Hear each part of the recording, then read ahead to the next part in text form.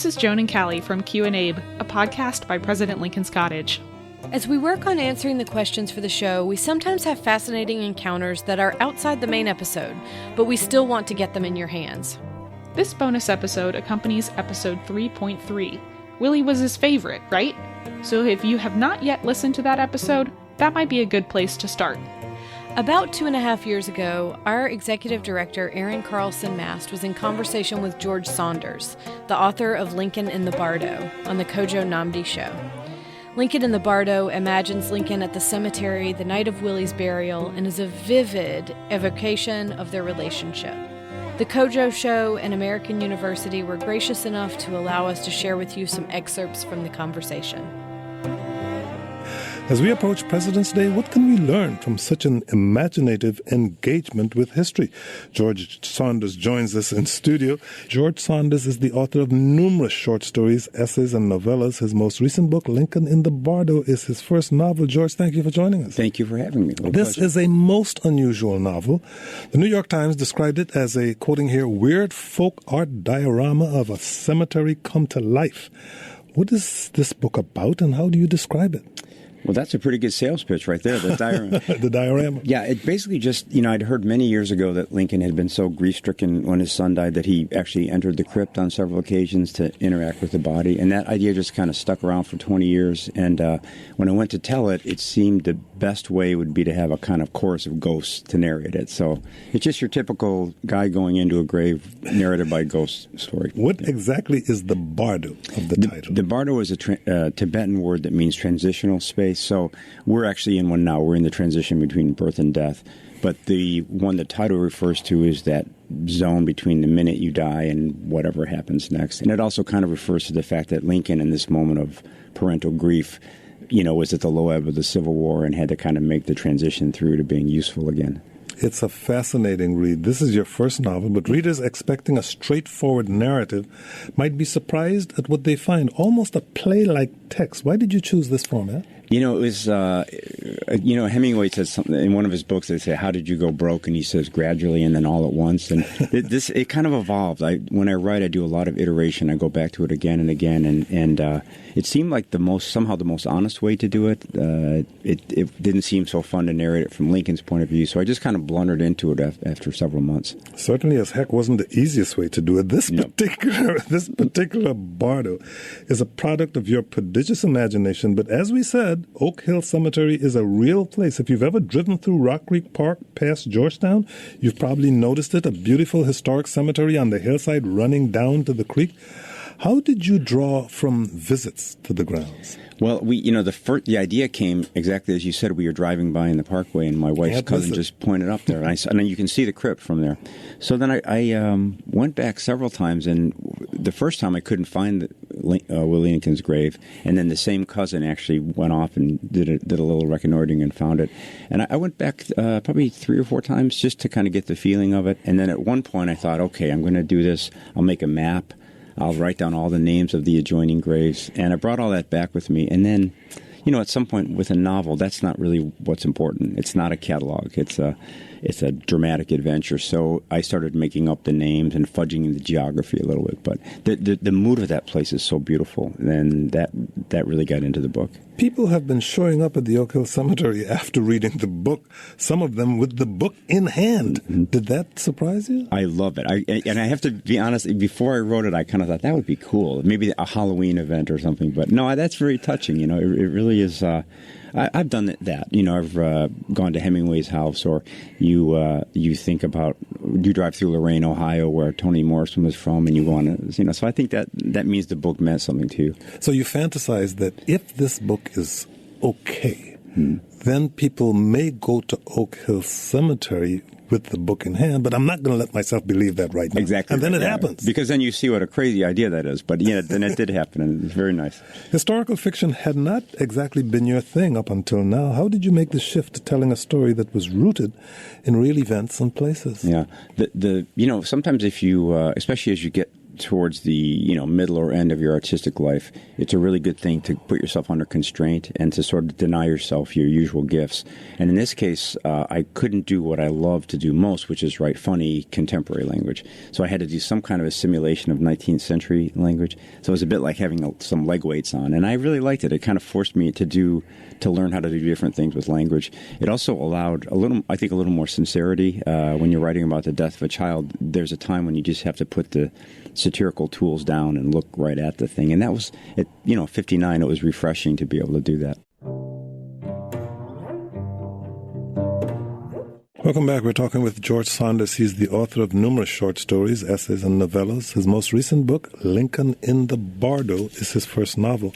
Also joining us in studio is Erin Carlson Mast. She's the executive director of President Lincoln's College. George, you depict Lincoln wrestling with the weights of both his personal grief and the tragedy of war. Can you read us one of those passages where readers get to peer into Lincoln's mind, courtesy of the ghosts who dive into the president's body and recount his stream of consciousness? Sure. This is a section where he's just turned his mind to all the dead that he sort of feels responsible for. So he thinks of his son. He is just one, and the weight of it about to kill me. Have exported this grief some 3,000 times so far to date. A mountain of boys, someone's boys. Must keep on with it. May not have the heart for it. One thing to pull the lever when blind to the result, but here lies one dear example of what I accomplished by the orders. I may not have the heart for it. What to do? Call a halt? Toss down the lost hole those 3,000? Sue for peace? Become great course-reversing fool? King of indecision? Laughingstock for the ages? Waffling hick? Slim Mr. Turnabout? It is out of control. Who is doing it? Who caused it? Whose arrival on the scene began it? What am I doing? What am I doing here? Everything nonsense now. Those mourners came up, hands extended, sons intact, wearing on their faces enforced sadness masks to hide any sign of their happiness, which went on. They could not hide how alive they yet were with it, with their happiness at the potential of their still living sons. Until lately I was one of them, strolling, whistling through the slaughterhouse, averting my eyes from the carnage, able to laugh and dream and hope because it did not yet happen to me. George Saunders reading from his most recent book, Lincoln in the Bardo, a novel.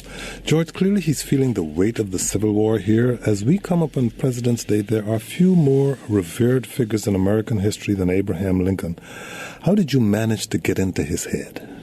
Well, when you're making a character, you're sort of supplying a lot of your own stuff and assuming that that he was just like you. So there's about 30% of my belief, and then a lot of it really for me was just to say, Lord knows I can't represent Lincoln in his totality, but I might be able to catch him between 11:45 and 11:50 on that particular night, and you have the gifts of specificity. So it's cold out. He's been up all day. You kind of know where he just came from and where he's headed. So you can kind of remember there used to be a commercial where a person would say, "I'm not a doctor, but I play one on TV." So there's something to that. If you took on the job of representing Lincoln, I think you couldn't get started. But to say, "I'm going to show a grieving father for 6 minutes," that you can kind of do. Erin, in the book and in real life, President Lincoln and his wife took refuge at the cottage after the death of their son. Tell us a little bit about that time in the president's life and how he might have spent his days at the cottage. Yeah. Well, we know that he wasn't just sort of using it as a retreat where he was, burying his head in the sand. We know that he was bringing his work home with him. And in fact, a lot of people know that Lincoln saved notes and stuck them in the lining of his top hat. And that first summer they're living there, he is working on the Emancipation Proclamation. We know that. There's numerous accounts. And William Slade, his valet, talks about the fact that Lincoln would sometimes leave these little bits of paper all over the place, and he would, maybe sometimes didn't get it into his hat, but Slade would gather them up and put them in a desk, and that by the time Lincoln issued the Emancipation Proclamation, he knew it by heart. But we also know that, Tad was there, and Lincoln spent time with his son Tad. By the end of that first summer, there's also a group of young men, teenagers and early 20-something, who are assigned as his presidential guard. And in many ways, he was a surrogate father figure for them and for his son Tad, and that they were also serving, the soldiers were serving as surrogate big brothers for young Tad. There are stories of him playing checkers on the porch, so he did certainly have those moments. But by and large, we also know that the war was weighing very heavily on him. You mentioned Ted, and George, I wanted to mention Mary Lincoln. She does not make an appearance in this book. Why is that? Well, she makes a very brief one, almost an afterthought. My experience is that a book has a technical life that you have to honor. And then, in this case, Lincoln's mind was, I thought, mostly on Willie, that, throughout the course of the book. Mm-hmm. And I had originally planned that he would visit the crypt 3 times and then come home during the day, and then that's where Mary would come in. But when I tried to do it, the energy would drop every time it became daytime, basically. Mm-hmm. So then, therefore, Mary gets shunted to the side. And in the end, I thought, well, actually, if you were that person, maybe, and he also doesn't think of Tad very much. Mm-hmm. So I thought, well, you're in the graveyard for an hour and a half, the last goodbye to your son. Maybe those people in your family fall by the wayside a little bit. But I think they had, I think she's gotten kind of a bum rap over the years. I think they were really in love. And I read somewhere that he was incredibly attractive to women, actually, and knew it. And he also was very attracted to women, but out of deference to her, he would kind of fend off any flirtation and kind of keep, And she kind of helped, too. I think she helped fend, yeah. She was a good fender. Those excerpts were from the Kojo Nnamdi Show on WAMU 88.5 FM from an interview which aired on February 14th, 2018. You can find a link to the full show in the show notes and on the page for this bonus episode on our website. We hope you'll take a listen, and we'll see you in a week with our next full episode. This episode was produced by me, Joan Cummins, and Callie Hawkins, with backup from the President Lincoln's Cottage team. Music for Q&A was written, performed, and is copyrighted by Clancy Newman. Q&A is possible thanks to generous supporters of President Lincoln's Cottage, including the National Endowment for the Humanities. To find out how you can support this podcast and other programming, visit us at lincolncottage.org. You can also write to us at podcast@lincolncottage.org. President Lincoln's Cottage is a home for brave ideas. Stay curious.